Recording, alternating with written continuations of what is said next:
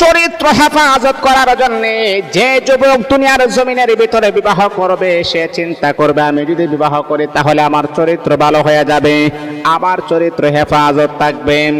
এমন করে করে যদি আল্লাহ পাকের কোনো বান্দা যখন বিবাহ করবে, আল্লাহ পাক রব্বুল আলামিন দুনিয়াতে আমার আল্লাহ তাকে একটা পুরস্কার দান করবেন।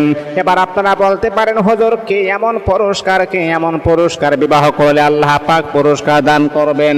আল্লাহর হাবিব বিশ্বনবী মদিনার পয়গম্বর ১৫০০ বছর আগে বলেছেন, যদি আল্লাহ তাআলার কোনো বান্দা বান্দি যুবক যুবতীর চরিত্র হেফাজত করার জন্য যখন বিবাহ করবে, আল্লাহ পাক প্রাথমিক অবস্থায় যে পুরস্কারটা আমার আল্লাহ দান করবেন, তার অভাব অনটনকে আমার আল্লাহ দূর করে দিবেন, তার ঘরের ভিতরে আমার আল্লাহ বরকত নাজিল করে দিবেন।